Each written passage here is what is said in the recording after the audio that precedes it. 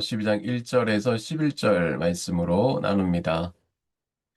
형제들아, 신령한 것에 대하여 나는 너희가 알지 못하기를 원하지 아니하노니, 너희도 알거니와 너희가 이방인으로 있을 때에 말 못하는 우상에게로 끄는 그대로 끌려갔느니라. 그러므로 내가 너희에게 알리노니, 하나님의 영으로 말하는 자는 누구든지 예수를 저주할 자라 하지 아니하고, 또 성령으로 아니하거든 누구든지 예수를 주시라 할 수 없느니라. 은사는 여러 가지나 성령은 같고, 직분은 여러 가지나 주는 같으며, 또 사역은 여러 가지나 모든 것을 모든 사람 가운데서 이루시는 하나님은 같으니, 각 사람에게 성령을 나타내심은 유익하게 하려 하심이라. 어떤 사람에게는 성령으로 말미암아 지혜의 말씀을, 어떤 사람에게는 같은 성령을 따라 지식의 말씀을, 다른 사람에게는 같은 성령으로 믿음을, 어떤 사람에게는 한 성령으로 병 고치는 은사를, 어떤 사람에게는 능력 행함을, 어떤 사람에게는 예언함을, 어떤 사람에게는 영들 분별함을, 다른 사람에게는 각종 방언 말함을, 어떤 사람에게는 방언을 통역함을 주시나니, 이 모든 일은 같은 한 성령이 행하사 그의 뜻대로 각 사람에게 나누어 주시는 것이니라. 아멘. 고린도 지역은 동서무역에 위치한 항구 도시였고, 그리스 문화와 로마 제국이 뒤섞인 다문화 도시였습니다. 새로운 사상이 끊임없이 유입되고, 각종 철학이 있던 도시였습니다. 그 도시에 바울이 복음을 들고 들어가 교회를 세웠을 때에 하나님께서는 놀랍게도 그 공동체에 풍성한 성령의 은사를 부어주셨습니다. 예언과 방언, 지혜의 말씀과 병 고치는 역사가 활발히 일어났어요. 그런데 문제는 그 다음이었습니다. 은사가 많아질수록 교회는 오히려 시끄러워졌습니다. 나는 방언이 있는데 당신은 방언이 없어요. 내 예언은 당신보다 더 정확합니다. 은사가 섬김의 도구가 아니라 서열을 매기는 척도가 되어버린 것입니다. 하나님이 교회를 하나 되게 하려고 주신 선물이 오히려 교회를 나누는 칼이 되어버렸어요. 바울은 바로 이러한 상황에 오늘 본문의 편지를 쓰는 것입니다. 바울은 오늘 본문에서 고린도 교인들이 알고 있는 은사에 관하여 뿌리부터 바로 잡고자 하는 바울의 간절한 외침이 있었습니다. 그 외침 속에 우리도 함께 들어가 말씀을 깨닫고자 하는 것입니다. 첫째로, 은사의 출발점은 예수를 주라 고백하는 데 있습니다. 사도 바울은 본격적으로 성령의 은사를 나열하기 앞서 고린도 성도들의 시선을 잠시 과거의 기억 속으로 돌려 세웁니다. 은사라는 결과물에 주목하기 전에 하나님을 알지 못했던 시절의 본질적인 상태를 먼저 직시하게 하려는 의도입니다. 1절, 형제들아, 신령한 것에 대하여 나는 너희가 알지 못하기를 원하지 아니하노니 라고 말한 바울은 곧이어 그들의 본래 어디에 머물렀는지를 상기시키는데요. 2절에 너희도 알거니와 너희가 이방인으로 있을 때에 말 못하는 우상에게로 끄는 그대로 끌려갔느니라. 여기서 끄는 대로 끌려갔다는 원어의 표현은 아파고 메이노. 네, 대단히 무서운 단어입니다. 안타까운 단어죠. 이는 자신의 의지나 주관과는 무관하게 어떤 거대한 힘에 맥없이 질질 끌려다니는 무력한 상태를 뜻합니다. 당시 고린도의 이방 종교 의식에는 술과 극도의 흥분을 통해 자아를 잃어버리는 황홀경의 관행이 있었습니다. 사람들은 정신이 혼미해진 그 상태를 신의 임재라고 믿었지만 바울의 눈에는 그것이 신령한 체험이 아니었습니다. 도리어 말 못하는 우상에게 영혼을 내어준 채 끌려다니는 가엾고 비참한 종 노릇일 뿐이었습니다. 그러나 3절에서 바울은 이러한 상황을 완전히 뒤집습니다. 3절, 그러므로 내가 너에게 말하노니 하나님의 영으로 말하는 자는 누구든지 예수를 저주할 자라 하지 아니하고 또 성령으로 아니하고는 누구든지 예수를 주시라 할 수 없느니라. 이 말씀은 오늘뿐만 아니라 성도의 모든 생활을 지탱하는 기초입니다. 말 못하는 우상에 끌려다니는 무력한 인생이 이제 제 입을 열어 예수는 주이시다, 주님은 나의 주님이십니다 라고 선포하게 된 것. 이것이 바로 성령 역사의 본질이자 출발점입니다. 이 고백이 오늘날 우리에게는 익숙한 언어로 들릴지 모릅니다. 그러나 당시로서는 목숨을 건 선언이었어요. 1세기 로마 제국에서 주라는 칭호는 오직 가이사에게만 허락된 것입니다. 시저 이즈 로우, 가이사가 주다. 이것은 제국의 공식 언어였고 황제 숭배를 거부하는 자에게는 죽음이 기다렸습니다. 그 서슬퍼런 시대에 황제가 아닌 나사렛 예수를 통해 당신이 나의 주님이십니다라고 고백하는 것은 자신의 생명줄을 주님께 던지는 결단이었어요. 이것이 은사의 출발점입니다. 사람이 제 의지로와 어떤 객기로 결코 할 수 없는 일이에요. 방언이나 예언 같은 화려한 현상 이전에 성도의 입에서 예수는 나의 주님이십니다 라는 진실한 고백이 터져 나오는 그 순간 이미 성령께서 그 내면에 거하기 시작한 것입니다. 모든 은사 중 가장 근본적인 은혜는 바로 이 고백입니다. 그러므로 어떤 화려한 은사를 가진 사람이 이 고백 없이 활동한다면 그것은 성령의 역사가 아닐 수가 있어요. 반대로 눈에 띄는 은사가 없어 보여도 진심으로 예수를 주로 고백하며 그 통치 아래 거하는 성도라면 그 안에 이미 성령의 역사가 찬란하게 진행되고 있는 것입니다. 결국 은사는 자신을 증명하라는 수단이 아니라 믿는 자가 내가 누구의 소유인가를 드러내는 고백의 연장선입니다. 우상에 끌려다니던 무력한 인생이 이제 주님의 통치 아래 서게 되었습니다. 이 고백이야말로 성령이 주신 최고의 선물이며 모든 신령한 삶의 뿌리입니다. 두 번째로 은사의 다양성을 말하고 있습니다. 바울은 이제 신령한 은사가 우리 안에 어떻게 구체적으로 나타나는지 그 신령한 그 질서를 설명합니다. 4절에서 6절에 이르는 이 본문 속에서 교회가 붙들어야 할 다양성과 또 통일성의 원리가 보석처럼 박혀 있는데요. 4절에 은사는 여러 가지나 성령은 같고 5절 직분은 여러 가지나 주는 같으며 6절 또 다른 사역은 여러 가지나 모든 것을 모든 사람 가운데서 이루시는 하나님은 같으니라고 선포합니다. 여기서 바울은 바울의 치밀한 신학적인 설계를 말해주고 있습니다. 그는 단순히 은사의 종류가 많다는 것을 나열하는 데 그치지 않고 성부, 성자, 성령, 삼위일체 하나님을 한 분씩 말하고 있어요. 이는 교회 안의 다양성이 결코 무질서가 아니며 바로 삼위일체 하나님의 완벽한 통일성을 말해주고 있다는 사실입니다. 먼저 은사라는 단어를 살펴보겠습니다.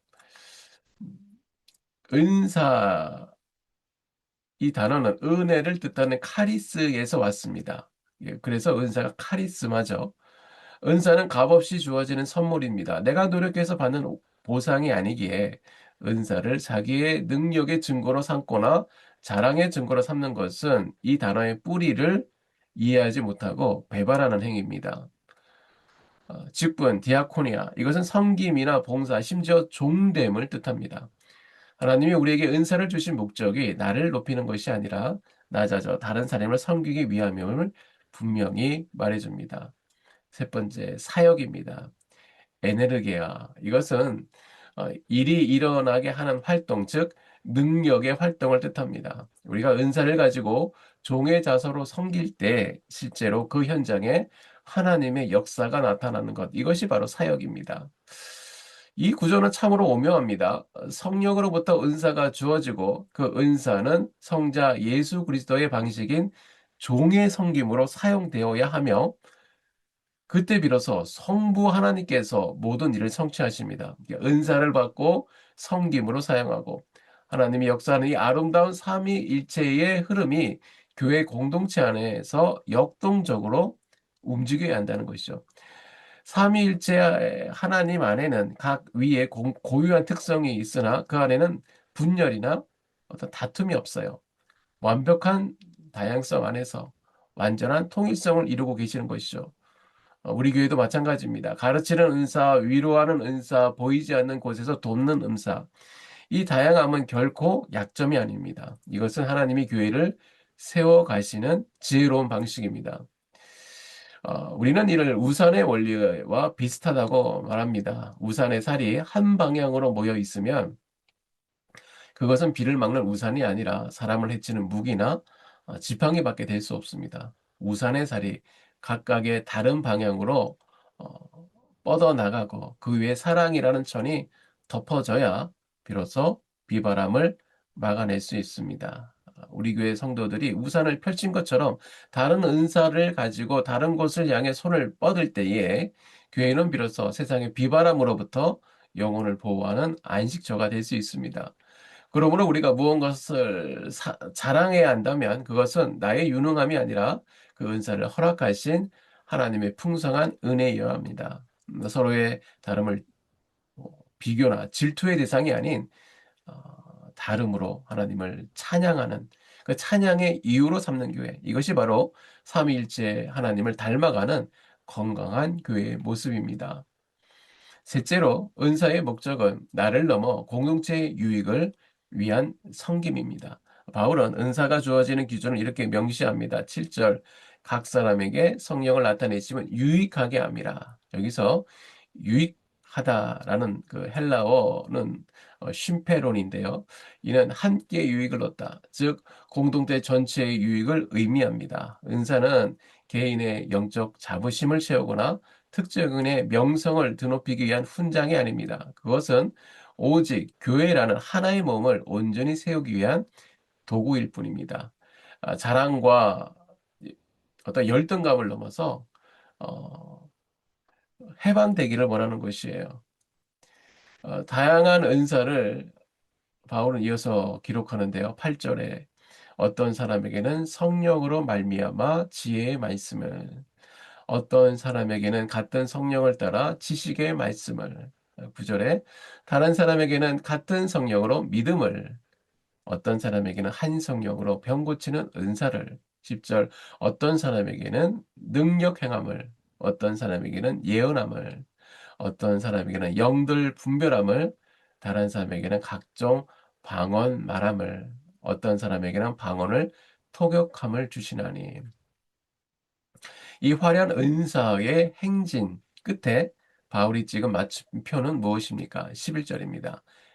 이 모든 일은 같은 한 성령이 행하사 그의 뜻대로 각 사람에게 나누어 주시는 것이라. 여기서 두 가지 중요한 강조점이 있습니다. 첫째는 같은 한 성령입니다. 모든 은사의 원천이 단 하나라는 사실이에요. 둘째로 그의 뜻대로 은사의 배분은 인간의 열심이나 자격의 보상이 아니라 오직 성령의 주권적인 선택에 달려 있다는 것입니다. 이 사실을 깨달을 때에 우리는 두 가지 감옥에서 해방될 수 있어요. 내가 남보다 큰 은사를 가졌다고 자랑할 수 없습니다. 그것은 내 공로가 아니기 때문이죠. 반대로 내가 많은 은사가 아니라 나는 참 작은 은사를 가졌다라고 해서 열등감에 빠질 필요가 없어요. 그것은 성령께서 이미 나에게 필요한 완전한 어, 것을 적합하게 주셨기 때문입니다. 성령의 지혜 가운데 최선의 것을 주셨기 때문이에요. 캐나다에서 공부하시던 한 목사님의 일화가 이 은사의 원리를 잘 보여줍니다. 유학 시절 그는 가난한 유학생으로 아주 허름한 아파트에 살았어요. 그런데 옆집에는 중증 장애와 알코올 중독을 동시에 앓고 있는 한 자매가 살고 있었죠. 그녀는 수시로 자해를 하고 약을 먹으며 위독한 상황을 만들었습니다. 이웃들은 모두 지쳐서 그녀를 외면했지만 이 목사님은 위기의 순간마다 그녀에게 달려갔어요. 한두 번이 아니라 무려 3년을 그렇게 살았습니다. 시간이 흘러 목사님은 이렇게 고백했어요. 그 혹독한 3년의 시간이 없었다면 저는 아마 가짜 목사가 되었을 것입니다. 아무도 알아주지 않는 그 낯선 곳에서의 섬김이 바로 저를 진짜 목사로 빚어주셨습니다. 누가 그 가정에서 가장 큰 유익을 보았을까요? 자해하던 자매만이 아닙니다. 그를 섬긴 목사님이 살아났고 그 목사를 통해 수많은 성도가 유익을 얻었습니다. 이것이 바로 심패로운 은사의 원리입니다. 내가 가진 은사로 남을 섬길 때 은혜를 받은 사람만 복된 것이 아니라 섬기는 나 자신이 성장하고 우리 공동체 전체가 비로소 풍성해지는 것입니다. 마지막으로 우리는 은사에 대한 오해를 바로잡아야 합니다. 우리는 흔히 방언이나 예언이나 병고침처럼 무대 위에 화려하게 빛나는 것을 은사라고 생각합니다. 하지만 성경의 목록에서 가르침, 섬김, 구제, 위로, 대접하는 일도 엄연한 은사로 포함되어 있습니다. 새벽마다 홀로 무릎 꿇고 지체들을 위해 눈물 흘리는 기도가 은사입니다. 낙심하여 주저앉은 형제에게 건네는 따뜻한 한마디의 위로가 은사입니다. 은사는 무대 위에서만 빛나는 조명이 아니라 오히려 가장 귀한 은사들은 아무도 보이지 않는 일상의 구석에서 조용히 소금처럼 쓰이는 경우가 훨씬 더 많습니다. 말씀의 결론입니다. 오늘 말씀을 통해 바울은 세 가지를 우리에게 말씀해 줍니다. 첫째, 은사의 출발점은 성령께서 우리로 하여금 예수를 주라 고백하게 하신 것입니다. 그것은 이미 가장 큰 은혜입니다. 화려한 은사가 없어도 예수는 주이시다라고 고백하는 성도 안에는 이미 성령님께서 거하고 계십니다. 둘째, 은사의 다양성은 삼위일체 하나님의 조화로운 역사 속에서 비롯돼요. 은사는 값없이 주어진 선물이기 때문에 자랑의 근거가 될 수가 없습니다. 나와 다른 은사를 가진 형제를 낮추는 것은 그 은사를 주신 성령을 낮추는 것과 같습니다. 셋째, 은사의 목적은 공동체의 유익입니다. 내 은사의 크기를 묻기 전에 그 은사가 지금 이 공동체를 향하고 있는가를 물어야 합니다. 우리 각 사람에게 하나님께서 이 자리에게 사용하시려고 은사를 이미 허락하셨습니다. 그것을 발견하고 감사함으로 받아들이고 또 이 교회와 이웃을 위해 아낌없이 사용하여 여러분이 오늘 있던 이 자리 또 걷는 그 걸음걸이마다 주님의 은혜로 풍성히 채워지는 날이 되기를 주님의 이름으로 축원합니다. 오늘 이 말씀으로 세 가지 기도 제목으로 함께 나누겠습니다. 첫째, 예수를 참으로 주라 고백하는 믿음을 주옵소서. 우상이 아니라 예수 그리스도의 통치 아래 살게 하시고 말씀뿐 아니라 삶으로 예수는 나의 주님이십니다라고 고백하게 하옵소서. 둘째, 하나님이 주신 은사를 비교하거나 자랑하지 않게 하시고 감사함으로 받게 하옵소서. 교회 안에 다양한 은사를 시기하거나 업신여기지 않게 하시고 삼위일체 하나님의 아름다운 질서 안에서 조화롭게 섬기게 하옵소서. 셋째, 우리의 은사가 공동체의 유익과 교회의 덕을 세우는 데 쓰이게 하옵소서. 사랑으로 섬기게 하시고 보이는 자리든 보이지 않는 자리든 성령께서 기뻐하는 삶의 열매를 맺게 하옵소서. 네, 우리 다 같이 잠시 기도하겠습니다. 은혜롭고 자비로우신 하나님 아버지 감사합니다. 참 미련하고 어리석은 이 입을 열어서 감히 예수는 나의 주님이십니다라고 고백하게 하시니 감사합니다. 이것은 내 의지나 내 노력이 아니라 성령님의 강건하신 역사로 이 고백이 터져나옴을 믿습니다. 사탄은 결코 예수님을 주라 시인하게 못하게 막지만 성령이 하나님께서는 그 마음에 나의 밑장을 여시고 주님을 내 인생의 주인으로 모시게 하셨습니다. 참으로 감사드립니다.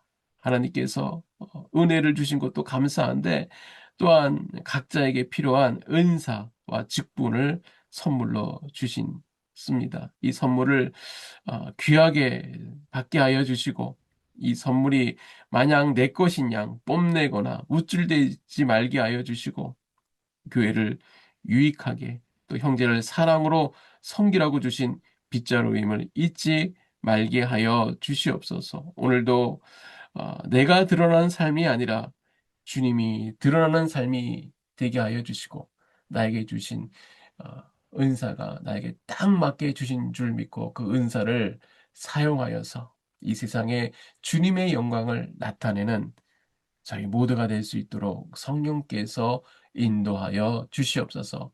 모든 것을 감사드리며 예수님의 이름으로 기도드립니다.